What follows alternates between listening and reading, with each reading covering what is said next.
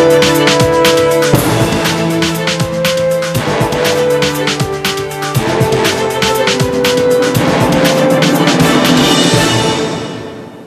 19 de abril é o Dia do Índio. Desde a vinda dos portugueses, os povos nativos do Brasil começaram a conviver com uma série de problemas trazidos pelo homem branco.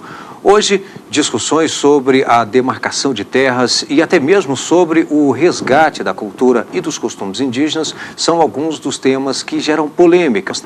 O direito indígena é o tema de hoje do programa Fórum. No estúdio estão conosco o assessor jurídico do Conselho Indigenista Missionário Adelar Kupchinski e também o chefe da Procuradoria Federal Especializada da FUNAI, Flávio Chiarelli de Azevedo. Mas quero aqui agradecê-los pela presença e antes de iniciarmos aqui esse nosso bate-papo, essa nossa conversa sobre esse tema tão interessante, gostaria de convidá-los para assistir uma reportagem feita pela nossa equipe que trata justamente desse tema. Vamos ver. Segundo o IBGE, no último censo de 2010, mais de 800 mil índios vivem no país. Apesar do passado de submissão e resistência, hoje os direitos indígenas são reconhecidos. A legislação avançou a partir da Constituição Federal de 88 e foram assegurados o respeito à sua organização social, costumes, línguas, crenças e tradições. O que se busca com a Constituição de 88? Busca não o incentivo ao processo civilizatório. Aquele indígena que quiser se submeter ao processo civilizatório, a Constituição preserva, consagra que ele tem o direito de decidir. No entanto, o Estado não pode tomar políticas públicas, não pode adotar políticas públicas no sentido de convencê-lo ao processo civilizatório. Atualmente, uma das discussões polêmicas envolve as terras indígenas. Recentemente, o caso da demarcação da reserva Raposa do Sol chegou às instâncias superiores da Justiça. Os índios de hoje sabem de seus direitos e se preparam cada vez mais para se defender melhor. Keila Pataxó defende o aprimoramento dos jovens indígenas. Ela está cursando direito. A escolha do meu curso foi realmente para mim estar ajudando a minha comunidade. E eu vindo para cá e vendo assim de forma mais específica o direito indígena está sendo algo assim muito bom. Bem, doutor Kupchinski, como detectar que de fato assim, ver que aquela característica, aquela pessoa de fato é indígena? E aí nós temos essa característica visual, claro, mas aquela perante o reconhecimento pelo Estado. Que aí são duas coisas distintas, né? Na verdade, o reconhecimento indígena, ele se dá pelo autorreconhecimento. Porém, a própria Constituição, e mais precisamente a Convenção 69 da OIT, ela diz que são povos indígenas ou tribais, povos que têm cultura própria, que têm uma relação própria com o território e que têm uma cultura de grupos também. Ou seja, para reconhecer uma pessoa como indígena, tem vários critérios e começa pelo autorreconhecimento, mas porém tem esses critérios de coletividade. Se me permite fazer um esclarecimento também, a Fundação Nacional do Índio, a FUNAI, ela hoje em dia, ela não rotula mais quem é o índio, né? Isso é muito comum que, às vezes, outras entidades, outras instituições solicitem da FUNAI uma declaração, uma emissão, uma certificação. E a Fundação Nacional do Índio, ela segue, como o doutor Adelar colocou, os critérios da Convenção 69 da OIT, ou seja, é a autoidentificação daquela pessoa como indígena e o reconhecimento, o pertencimento dele a um grupo, determinado grupo, né? E aí a FUNAI respeita isso. Então não é a FUNAI quem diz quem é índio, quem não é índio. Uhum. Porque no primeiro momento, talvez a pergunta pode parecer assim, talvez até simples, mas veja bem, uma coisa talvez seja a exigência para ingressar numa faculdade onde há exigência, né? Tem a permissão para a cota, para índios, e aí? Qualquer um vai chegar lá e falar, não, eu sou índio. Isso é justamente o problema que se apresenta, porque nessas situações que se exige da FUNAI, então, a certificação, uma espécie de um atestado de que aquela pessoa é indígena. E atualmente o entendimento que a gente segue na Procuradoria da FUNAI, e a própria FUNAI também já vem seguindo há algum tempo, é que a gente tem que respeitar esses critérios universais de autodeclaração dos povos indígenas, ou seja, eles mesmos se declaram indígenas, são reconhecidos pela sua comunidade, e não é, então, o Estado que vai fazer essa segregação. Mas o problema, às vezes, é a instituição. Muitos dizem que no Nordeste não tem índios. Na verdade, tem muitos povos indígenas do Nordeste que se autorreconhecem dentro do que diz a Convenção 169 e também, para o ingresso, seja na universidade ou outras reivindicações, a comunidade também reconhece esses povos. Vamos falar dessa questão cultural. Hoje é comum, né, andando aí nas ruas, aí a gente depara com uma pessoa que visivelmente ali é um índio, aí está com o celular, às vezes agora um tablet e tal, essa coisa toda. Como é que o senhor vê, o senhor que lida, né, tanto com a questão, como é que o senhor vê essa interferência? É positiva ou não é? Porque talvez em outros aspectos, talvez essa tecnologia seja positiva, mas vamos colocar aqui, por exemplo, a questão religiosa. Essa questão, muios dizem também que pelo fato do índio usar o computador ou usar o celular, ele deixou de ser índio. Não, não é isso que o caracteriza como índio, não. Na verdade, isso acaba sendo uma necessidade. Até porque o que caracteriza o índio é a sua relação cultural e principalmente com a terra, né? A relação do índio com a terra não é uma relação mercantil, é uma relação espiritual, uma relação onde ele convive, onde ele vive. Então, essas ferramentas introduzidas, né, pela sociedade envolvente, muitas vezes elas são importantes, né, para comunicação ou mesmo para estudo, né, mas isso não impede ou não influencia negativamente a sua cultura, porque o índio continua mantendo essa cultura, esse vínculo com a terra, esse vínculo com a comunidade como um todo. Então isso, na verdade, acaba contribuindo e não prejudicando. E agora no aspecto, por exemplo, religião, como é que o senhor vê, doutor Flávio? A política oficial brasileira em relação aos indígenas, no passado, ela cometeu vários equívocos, né? Quando se criou um órgão oficial, institucional, para lidar com a questão, que foi o SPI, que antecedeu a FUNAI, ele era o Serviço de Proteção aos Indígenas, mas na verdade era o Serviço de Proteção aos Indígenas e Localização dos Trabalhadores Nacionais. Então, esse órgão, naquela época, se tinha a ideia de que se localizariam os índios e se forçaria os índios, então, a se integrar à sociedade nacional. Ou seja, ele deixaria de ser índio, né, deixaria de ser silvícola, aquela pessoa menos evoluída, e seria uma pessoa civilizada. Esse pensamento ele é totalmente equivocado, ele é totalmente rechaçado atualmente pela antropologia moderna e pelo próprio direito. E a política, então, atual é que se garanta ao índio as condições dele de sobrevivência física e cultural, de sua cultura, sua organização social, conforme está no artigo 231 da Constituição. E a partir daí você pode ter uma ideia de que assim, o índio ele vai ser o que ele quiser ser. O que cabe ao Estado brasileiro é garantir isso, que ele preserve a sua cultura, mas que ele também tenha acesso aos outros meios de tecnologia, de informação, de religião, qualquer outro bem material que seja material ou imaterial que seja à disposição da sociedade nacional, também tem que ser colocado à disposição dele para que, se ele quiser se apropriar daquilo, ele possa. Ou seja, a gente não vai obrigá-lo a usar um computador, a gente não vai obrigá-lo a ingressar numa religião, mas a gente tem que propiciar os meios que ele possa ter direito, assim como todos os outros brasileiros, já que são brasileiros também, a ter acesso a tudo isso que nós temos. A questão religiosa que talvez seja muito forte, e aí não é aqui querendo fazer nenhuma ponderação de valores, por exemplo, religiosos, ou católico, ou evangélico, ou até mesmo espírita, enfim, não é isso. Mas, por exemplo, hoje, uma tribo, por exemplo, ela pode rejeitar, falar assim, olha, não, nós não queremos aqui a interferência da igreja X. Ou aí fica a critério de cada índio daquela comunidade ali.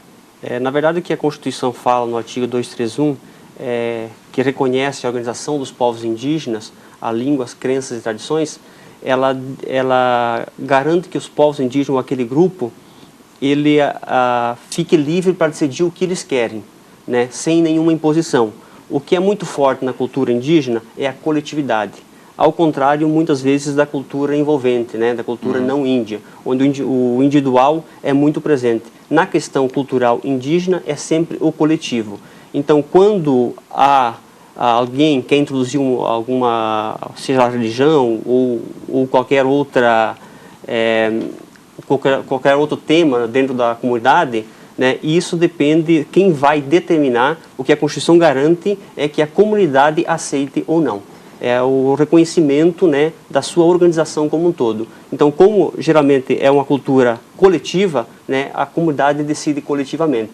É claro que muitas vezes acontece a cooptação, o que isso acaba fragilizando a organização dos povos indígenas, muitas vezes por interesses diversos, né? Mas o que a Constituição garante é o reconhecimento daquela comunidade como um todo, e eles decidem qual é a melhor forma de viver e de conviver, né, coletivamente. E nós temos, só complementando, nós temos no Brasil, sim, nós temos índios católicos, índios evangélicos, índios de outras religiões, e temos também comunidades que ainda têm uma ligação muito forte com a maneira própria deles de lidar com a espiritualidade, a crença deles e a própria religião deles. Então, assim, é normal, como a doutora Adelar falou, isso aí é uma livre escolha da comunidade. E dentro de uma mesma comunidade, você pode ter um pequeno grupo ou um grupo grande que siga determinada religião. Eu já presenciei isso dentro de uma aldeia indígena. Estava dormindo na aldeia indígena, daqui a pouco comecei a escutar uma pregação. E a gente estava bem longe da cidade. Eu falei, o que é isso? Não, é porque tem um índio aqui que ele é pastor e ele está fazendo a pregação. Eu falei, olha que interessante, um pastor evangélico. E a gente tem índios evangélicos, católicos, enfim, de todas as religiões.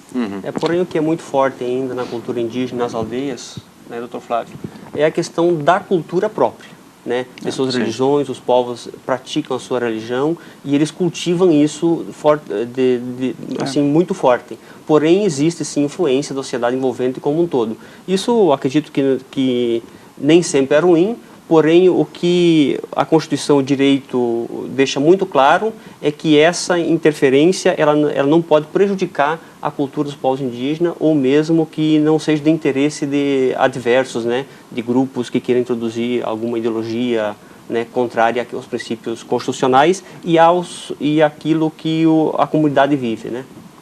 Bem, hoje no programa Fórum nós estamos falando sobre direito indígena. Nós vamos fazer aqui um rápido intervalo e em seguida estaremos de volta. Até já.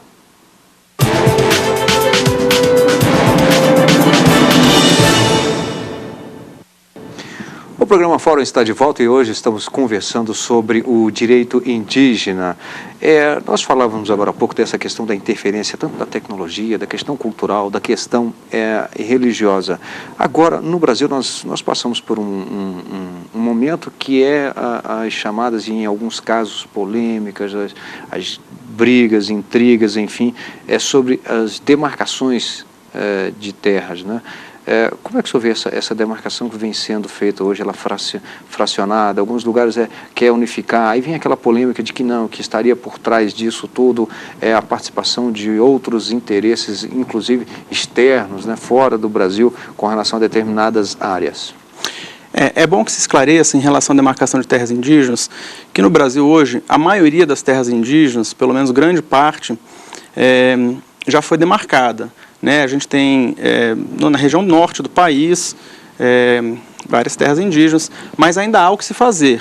Em regiões mais ocupadas do nosso país, onde as pessoas já possuem um título de propriedade, isso causa um conflito. Né? Mas a própria Constituição Federal, no artigo 231, parágrafo 6º, ela diz que todos os títulos são nulos. Né? E aí vem os conflitos em razão da demarcação, porque uma pessoa eventualmente detém um título de uma terra, onde os índios foram retirados, às vezes retirados pelo próprio Estado brasileiro e às vezes à força, e agora o Estado está reparando, né, esse contexto de violência histórica com a demarcação para ser devolvida a terra àquela comunidade indígena, quando determina a Constituição, e isso acaba gerando um conflito.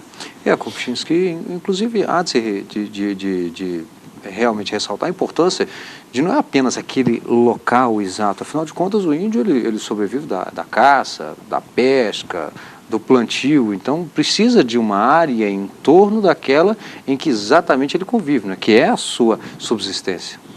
A própria Constituição define o que é uma terra indígena no artigo 231, parágrafo 1º, que é os locais de habitação, os locais necessários para a produção, os locais necessários para a preservação do meio ambiente e também os locais para a reprodução física e cultural. Então, muitos dizem aos antropólogos criaram uma terra indígena. Isso não é verdade. Uma terra indígena precisa garantir as gerações futuras. Então, a terra indígena é o todo. Né? E com relação a essa questão, muitas vezes trazida à tona, de que por trás da demarcação de terras indígenas estariam interesses internacionais, isso é uma argumentação falaciosa. né, que não se concretiza na prática. Porque volta e meia a gente ouve esse comentário. Exatamente. Isso é um argumento para justificar a não demarcação das terras indígenas, para não cumprir o que a Constituição determina. Até porque hoje no Brasil nós tivemos movimentos separatistas não de índios. Pelo contrário, os índios brasileiros foram os que defenderam, junto com o exército brasileiro, né, as fronteiras do Brasil. Os índios brasileiros tiveram em praticamente todas as guerras na defesa do Brasil. Exemplo, a Guerra do Paraguai. Né? Na Guerra do Paraguai estavam os Tupinambá, estavam os Terena, estavam vários povos indígenas, os Cajuel, né, defendendo o território brasileiro. E não tem nenhuma reivindicação no Brasil de índios, né, para fracionar o território. E, além disso, o direito interno não admite o fracionamento do território e o direito externo, internacional, também não admite isso. Então, esse argumento de que demarcar uma terra futuramente pode causar problema, ele não é verdadeiro e isso nunca foi reivindicação dos povos indígenas do Brasil. Isso serve como argumento daqueles que não querem cumprir a Constituição. Agora, essas terras, por exemplo, elas não podem ser utilizadas para outros meios, né, doutor Flávio? Não, a Constituição Federal ela garante o usufruto exclusivo aos indígenas, mas a própria Constituição faz algumas ressalvas em que o Estado poderia fazer algumas interferências. Mas aí, no caso, o Estado. O Estado, sim. Particular, não. Não necessário, por exemplo, vamos colocar aqui o cacique lá, resolve, não, vamos arrendar aqui. Vamos ceder essa terra toda. A própria legislação, o Estatuto do Índio, ele proíbe o arrendamento de terra indígena, né? E essa questão, às vezes, ela é um pouco complicada, porque, como você colocou, às vezes você tem uma liderança indígena que resolve fazer uma determinada negociação, mas que talvez aquilo seja em detrimento do resto da comunidade, né? Então, o Estado brasileiro ele tem que se colocar contra isso e também sem interferir na estrutura social daquele povo, porque você não pode fazer uma intervenção tão grave de modo também a romper, a impor de fora para dentro, né, o nosso modelo de organização social ou de gestão do seu território. Mas o fato é que a legislação brasileira ela garante o usufruto exclusivo aos indígenas, permitindo algumas exceções, como linhas de transmissão, estradas, etc. Normalmente se fala que a terra, ela é dos índios, pertence aos índios, mas de certa forma ela é da União. O artigo 20 da Constituição Federal, ela descreve quais são os bens da União e num dos incisos está lá, as terras indígenas. Né? Então, o que a Constituição Federal garante aos índios é a posse e o usufruto exclusivo daquela área. Inclusive, minérios, por exemplo, também, mesma coisa, tal como a comum, uma terra comum, pertence à União. Exatamente, faz parte do subsolo. Né? Nesse debate, eu acho que entra a questão dos grandes empreendimentos em terra indígena, né?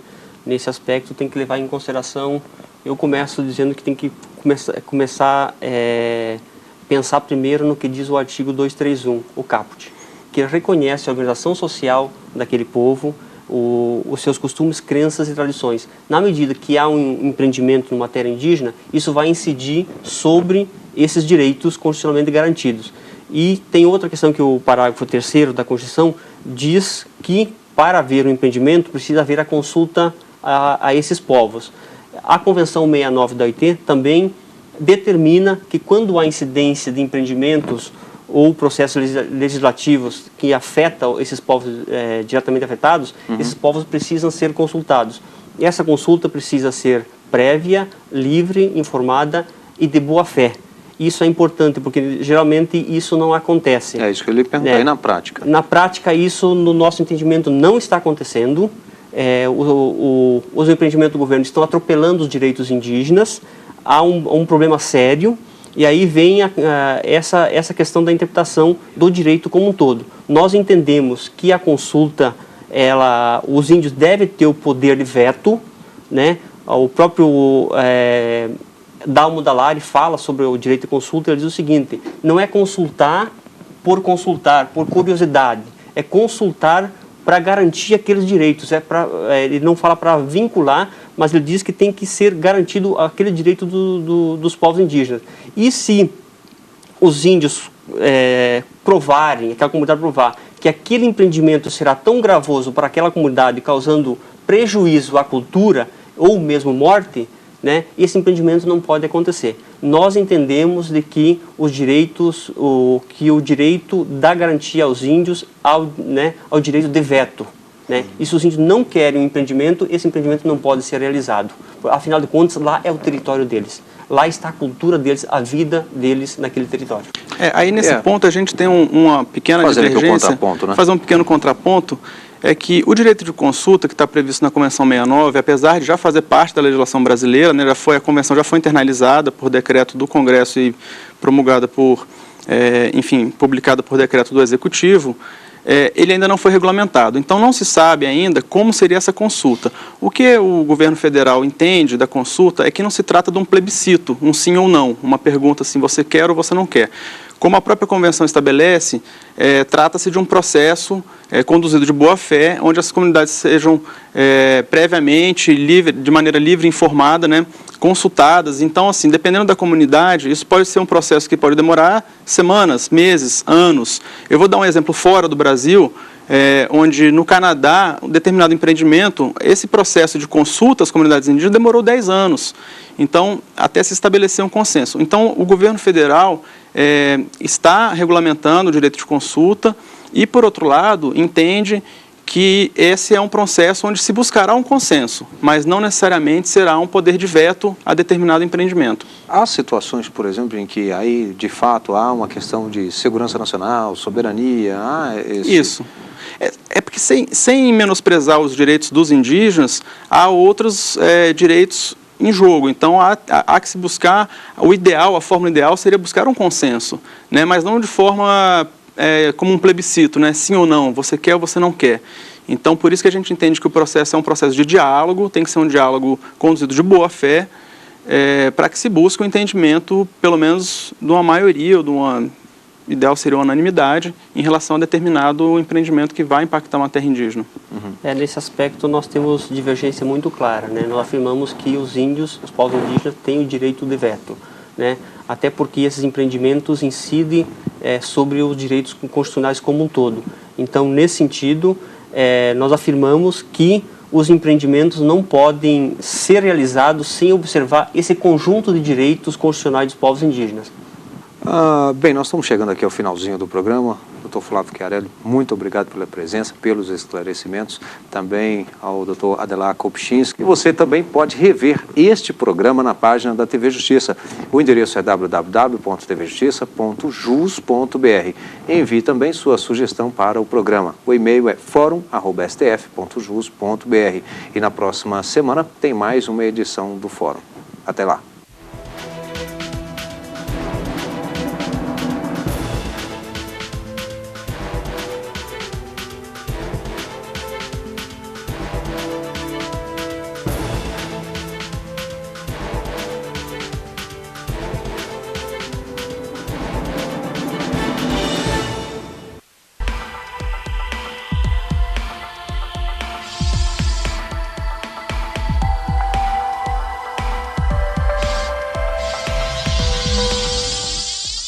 O programa Saber Direito desta semana é com o professor Sérgio Camargo. O curso é sobre direitos humanos. Tem dúvidas sobre o assunto? Mande um e-mail para nós, saberdireito@stf.jus.br. E você também pode estudar pela internet. Basta acessar o www.tvjustiça.jus.br.